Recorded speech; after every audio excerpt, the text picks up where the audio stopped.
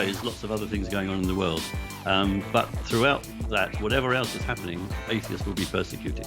So we get probably between 2 and 5 new cases a day coming to us.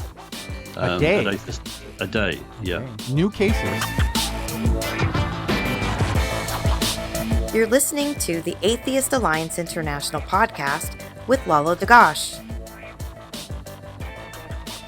Welcome to the Atheist Alliance International podcast. I am Lalo Dagash, and I am here with my guest, Bill Flavell. Is that the right pronunciation? That's perfect, Lalo. Perfect. Okay.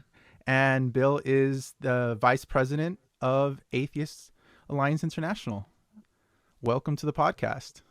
Thank you. Our first podcast, I think. Our first recording, at least. Yeah, definitely. Yeah. So this is my putting my foot in the water, seeing what happens.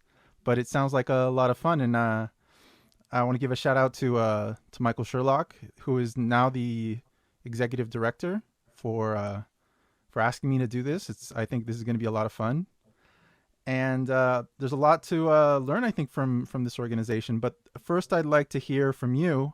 I'd like to ask you a question I get a lot when people contact me about what I do online is, why atheism? What drove you to this? You know what? I've always been a curious kid, right from maybe when I was 5 or 6 years old. I distinctly remember my mum telling me things, and I would always look up at the sky and think to myself, is that true? And I don't know why I'm made like this, but I am. And I hate to believe things that are not true. So from this early age, I would question her. How do you know that, Mum? And she used to drive her crazy, of course. But that's just the way I am. So by the time I was around about 13, I think, my mum was religious, so she did tell me about God and heaven and things like that. But by the time I was 13, I was beginning to question it. And at the end, I remember one summer holidays from school, I sat in the park for the whole day with my best buddy, and we chewed over this, and we decided, you know what? They don't know there's a God. They don't know that. They just tell us. And after that, I never really looked back. Interesting. And what drove you to take this on in a more professional atmosphere? Yeah, I'm afraid maybe like a lot of other people, it was 9/11. I lived my whole life being an atheist, but not ever talking about it. Just God was not a subject that we were interested in. And I brought up 3 kids, and we never talked about God. Maybe occasionally it would come up as a topic, but it was not something that we would talk about regularly. If you don't tell your kids and insist that there's a God and insist the Bible's true or the Quran is true, they won't believe it. They just won't believe it because if you read it at face value, it's kind of nonsense.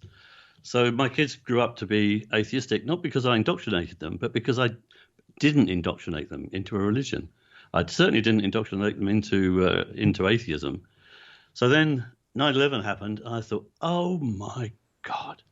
So I see, from my point of view here in the UK, Christianity is a kind of harmless thing. You see old ladies having tea parties and going to church to say their prayers, and no one gets harmed by it. But suddenly 9/11 came along, and you think, people can get harmed by stupid ideas. So I started to think about it a bit more. I started to join online discussion groups. And then about 10 years ago, I guess, I started posting on Facebook. And my objective really was to discuss with people, to get people to tell me, why do you believe in God? Why do you believe this? Why do you believe that's true? And it became a hobby. I spent pretty much hours every day doing this. And eventually I got invited by Atheist Alliance of America to become a board advisor to them, which I did. And then subsequently I was invited to become the secretary of Atheist Alliance International. And after a very short while, I became the vice president. So that's the potted history. So can you tell us about Atheist Alliance International? Sure, yeah. Well, it started in 1991. It's almost 30 years old. As atheist organizations in Europe go, and in North America, it's pretty old, certainly not the oldest. It started off as an alliance of 4 atheist organizations in America. They expanded, and they started to take on international affiliates. And then I believe it was in 2001, they became Atheist Alliance International. They started off as Atheist Alliance, and then in 2001 became Atheist Alliance International. And they expanded from there. In 2013, they were granted special consultative status to the UN. Now, that's a great thing. That gives you permission, that gives you the right to address the Human Rights Council. They also became participatory. They got a participatory status at the Council of Europe in 2013, which is very much the same kind of thing. In fact, we are the only organization that is called an atheist organization that has atheist in its title at the United Nations. So we're kind of unique in that respect. That's also kind of sad, though. Yeah, I mean, there are humanist organizations there, but none that dare to call themselves atheists. That's a very strong thing. The lack of using the term atheist. I actually had that conversation recently with my father. Now that we're all stuck in quarantine, and in Chile, it's still very taboo to use the term atheist to describe yourself. I mean, I know many people who will use the term agnostic simply as they consider it more polite than saying atheist. I mean, I've spoken to a lot of people who describe themselves as not as an outright atheist, but they'll say they're agnostic to be polite. And then I'll ask them, what do you really believe in this and that, and I'll kind of cut it down to the point where I understand, okay, so you're an atheist, and they're really just being polite. They're not using a philosophical difference between the two. But but it's still very taboo to just walk into a room and just describe yourself as an atheist. Yeah, I mean, when was it? Like 5 years ago, when Sam Harris made his famous speech and said, well, atheism is a bad word. We shouldn't use that term. We should use something else. But I don't agree. I don't believe in God, and the correct word to describe that is atheist. I totally agree with you. And there's been often many attempts to try and do this. I think Richard Dawkins tried to use brights. I like Richard Dawkins. I didn't like that idea. I'm with you. I think we should stick to atheist. There's no need to water it down. I think that's counterproductive, I think. And if you want to normalize something and improve its status and its in people's more positive view on it, you don't do that by changing the term and changing, the essence of what it is. We're atheists, and that you have to change your view of it. We don't have to change the word of it. Yeah. What we need to do is to educate people into what it really means. And every time someone tells me that they're an agnostic, I say, so do you believe in God? No. Okay, so you're an atheist too. And you can be an agnostic atheist, of course. You know that in the United States,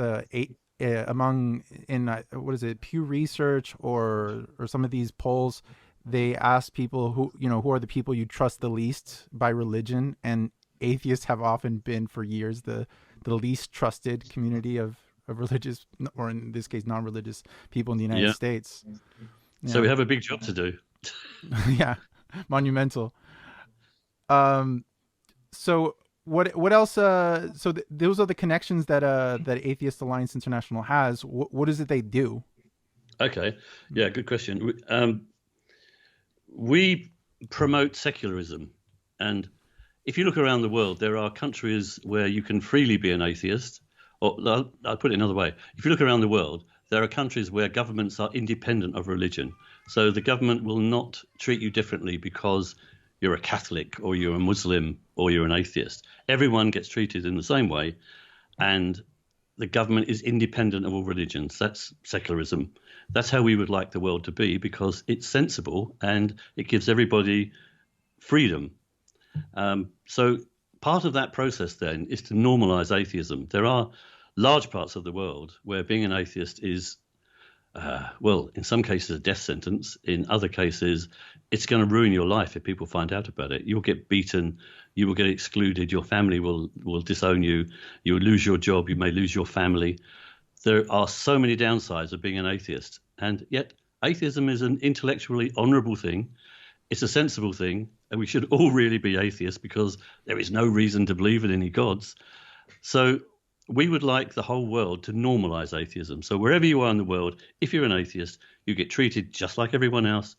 You don't get discriminated against. You can stand for public office. Anything that a religious person could do, an atheist should be able to do. So they're the two things, secularism and normalising atheism. And the third thing, because we need to do those first two things, there are atheists that are at risk. There are atheists that are literally running for their lives. And many of them come to us, and we do our best to help them. We try to help them either stay safely in the country they're in or help them find ways to get out of their country and become refugees. I've had some experience in interacting with many ex-Muslims in various countries who are in those situations. It's a very complicated issue. A lot of people online will often just tweet out, well, let's just start a GoFundMe and get them some money and they can buy a plane ticket and leave. It's not that simple. No. It's not that simple, unfortunately, at all. A lot of people have difficulty in leaving for political reasons. Some can't leave at all.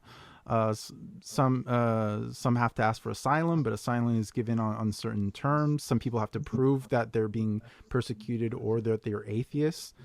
We've just had a case in Greece now where we've helped a guy who is an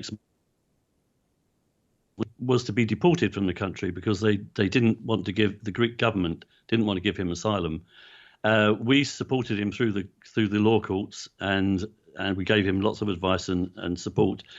And he then got the decision from an appeal court to say that because he is an atheist, he was at risk in his home country, which I believe was Iran. And that, I believe, is the first time anyone has actually said in a law court, being an atheist is grounds for asylum. Normally, you can say, okay, I've been beaten, and you can show the medical reports, show your scars.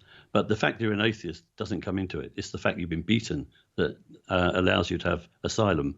But this, for the very first time, and this happened just a couple of months ago in Greece, we actually have on record now a court saying being an atheist in some countries puts you at risk and makes you eligible for asylum. I want to ask you about these trying times we're in, that it seems that subjects like this of persecuted atheists seem to go into the back burner and not necessarily very important compared to things like COVID-19. And now there's kind of a racial uprising in the United States, and now I think it's reached the UK. And even while these things happen, even while there's virus pandemics throughout the world, atheists are not safe during this time. They're still persecuted. And so it's very trying, I imagine, to keep people's attention on these topics and on these cases. Absolutely, yeah. Obviously, there is a background of all sorts of things happening in the world. There's always lots of other things going on in the world. But throughout that, whatever else is happening, atheists will be persecuted. So we get probably between 2 and 5 new cases a day coming to us. A day? A day, yeah. Day. New cases? Yeah. Now, we have to triage those because some of them are not genuine. These are people that want to escape for other reasons, and they call themselves an atheist. So we have a fairly rigorous process of assessing their claim. But they keep coming. They just keep coming. And over the years, they've got more and more. And that raises quite an interesting point, which is that non-belief is becoming a bigger and bigger thing in Islamic countries. There's no question about that. We can't get any really hard figures on that because no one's going to admit in a poll that they're an atheist. It's a scary thing to do, a dangerous thing to do. But if we look at informal polls, and if we look at just our perception of the world because of the number of people that are contacting us, there's no doubt about it that atheism is becoming a significant thing in many Islamic countries now. And how do you handle that amount of cases? What kind of filters do you use? How do you triage these cases? Well, we have to ask them for evidence. Often these people have been harmed, and they do have medical reports, and they have photographs of injuries. So we have to get hard evidence wherever we possibly can, and we have to assess their level of threat. And we just can't deal with everyone. We don't have enough resources. So what we do is we deal with the people who are really literally their lives are at threat. There are still underneath that thousands and thousands of people who are just miserable, unhappy, maybe suicidal about living under the circumstances they live under. But we just have to pick off the ones that are actually at risk of losing their lives. Can you mention any specific cases that are going on now? I think you can scrub. Well, for example, can we talk about cases of persecuted atheists such as Mubarak Bala, who is the hashtag sure. is on their website currently is #free Mubarak Bala, who is Nigerian atheist. He's right? Nigerian, yeah. Mm-hmm. No, I've been working on that case myself, so I know about Mubarak. Okay. He's a Muslim. He was born in Kano in northern Nigeria. When he was 29, he decided that he wasn't a Muslim anymore. He became an atheist, and he told his family, and they locked him up in a mental hospital for several weeks, assuming that anyone who's not a Muslim would have to be crazy, and they forcibly administered psychotropic drugs to him. He was eventually let out, I think mainly because there was a doctor's strike and there were no doctors to look after people, so they let a whole load of people out, and he was luckily one of them. But since then, he's become the president of the Humanist Association of Nigeria. He's been active on Facebook and other places. Now, on the 27th of April, a firm of lawyers in Kano wrote up a complaint about him and sent it to the commissioner of the police in Kano. And the complaint was essentially that he'd insulted the Prophet Muhammad on Facebook. The next day, he was actually living in Kaduna at the time. The next day, police from Kaduna came and took him away. They held him in a police station for just over 24 hours, and they shipped him off to Kano. Kano has a terrible history of harming people who they regard as blasphemers. They've literally beheaded and beaten people to death in the streets for that. So we were very scared about him going to Kano. They took him away. They refused to allow his lawyer to see him. They refused to tell us where he is. They should have charged him formally within 48 hours, according to the law in Nigeria. But now I think we're about 42 days in, and they've still not charged him. There was to be a court case last Wednesday, but the judge didn't turn up, and nor did the prosecuting counsel turn up. So we don't know we don't know where he is. We don't know if he's safe. We don't know what he's being charged with. And this is all contrary to the constitution and the laws of Nigeria. Now, I have to say, I have not seen anything about this while watching CNN and the news all the time these days. I don't see anything about this case. I see a lot about COVID-19, but this seems to just go completely under the radar. If not for sites like Atheist Alliance International, I don't think I would know about a case like this. And I imagine like the overwhelming majority of people do not know about it. Well, you're right. It has got into some of the mainstream press in the UK, at least. I don't know about overseas.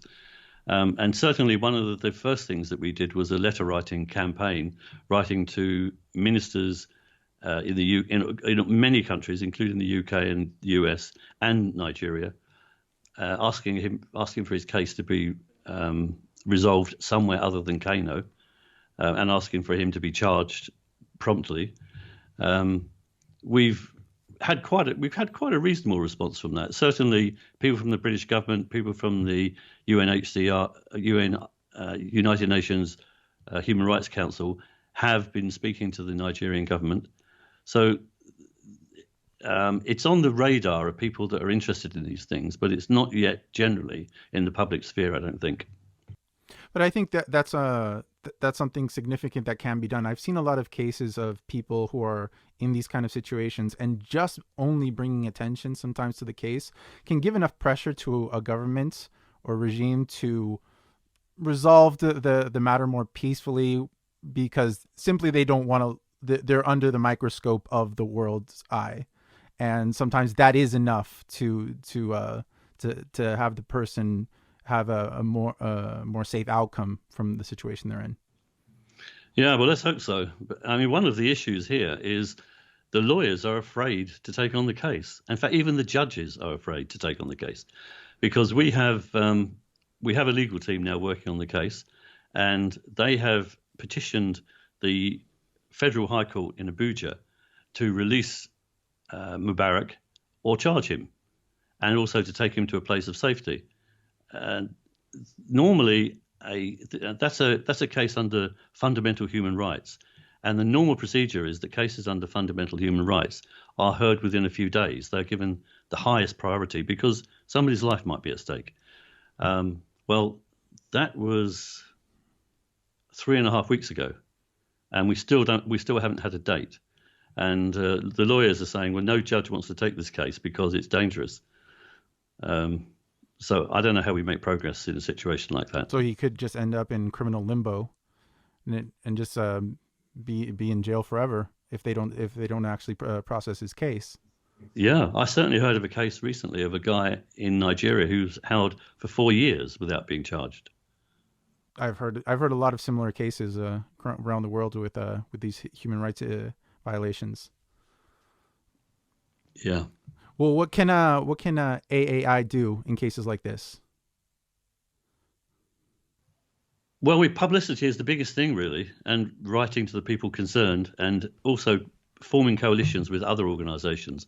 Humanist International is taking the lead legally with this. They've hired the legal team. We've raised funds, so we have now funds that we can contribute towards the legal funds. We also are taking care of Mubarak's wife and 2 children. So with him out of the picture, they've got no income. So we're looking after them.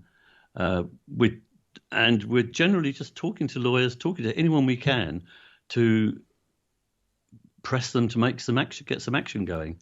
But it's really hard, because we don't have any power. We can only influence people, and mostly we do that indirectly through government agencies and the United Nations, for example. And in Atheist Alliance International, I've heard that there's a lot of change going on. Even Michael Sherlock's new position. Can you tell us about the changes happening there? Really, Michael's been fantastic. One of the big things that people outside give you is more context than you can ever imagine. Michael knows so many people, and so we're getting fantastic volunteers. We're getting we've never managed to have a full board of directors. At the moment, I think we have 7 out of a possible full 13. We're now at the point where we're going to have a full board of directors, I hope, or very nearly a full board of directors by the end of June. So that in itself is fantastic. And we've got good volunteers. We're getting much more positive coverage on social media and elsewhere. And he is really driving us forward. Well, really he is the person to pick. I mean, Michael's been. I was when we were organizing all this, I was telling him that he has been the person that I have seen that has been most relentless about keeping on point that his topic is atheism, and keeping to that message, and worrying about these cases of persecuted atheists around the world. So I think that if I was to suggest one person for that position, if you were to ask me before all this, I would have said Michael. And I hope that this podcast now contributes to what you're doing. I hope so, yeah. But Michael is absolutely passionate. Mm-hmm. I'm passionate, but Michael is absolutely passionate. Indeed. He will put himself out to the extent that I've never seen anyone else put themselves out to save one person who's at risk. He's fantastic like that. Yeah, well, I hope that this podcast as well puts out the word to the larger online community about these cases? And once they hear about it, what can they do to contribute to Atheist Alliance International? Right, yeah. There's lots of things people can do. One of the simplest things is just to become a member. You go to the website, join up. We've tried to make it as simple as possible to join. In fact, the cheapest membership we have is $15 a year. So many people can afford that. It does go up to very large amounts if you've got deep pockets and you really want to help. But just becoming a member is a way of us getting regular income, and that's what we need, especially for our campaigns and especially for helping atheists at risk. So that's one really important thing you can do. Another thing is volunteer. We are always short of talent for certain areas. For example, we need a fundraiser at the moment. It's very hard to get a really good fundraiser. If there's a fundraiser out there now who is an atheist and wants to help, please come and talk to us and volunteer your time. We have a number of different skills like that. For example, I don't know, Google Ads. We need a Google Ads expert. We've got money from Google as a grant that we can spend on Google Ads, but we haven't got anyone with the real skills to make that work and to really make a difference. So there is a volunteer application form on our website. So if you want to help, please go there and help. And another simple way, of course, is just to donate some money. We always need money. We always need money. The limitation on what we can do is the amount of people we've got and the amount of money we've got. It's as simple as that. And at the moment, we have more people and compared to money, if you see what I mean. We could do more with more money right now. If we had more money, we would start to need more hands. But at the moment, the balance is we need more money. So please donate to us, become a volunteer, become a member, even just tell your friends about us. Well, I was very surprised when you told me that the amount of cases that you're receiving daily, new cases daily, that's quite a bit. And you must keep your hands full, and it's a lot of work. And that does always require a lot of money. So, if anybody can help out, even with any kind of social media training like Google Ads or anything, I will put the link to the webpage in the description. And, I hope this is a long journey through this podcast where we do a lot of good. And I hope to have you back on to maybe talk about some other cases that start coming in. Sure.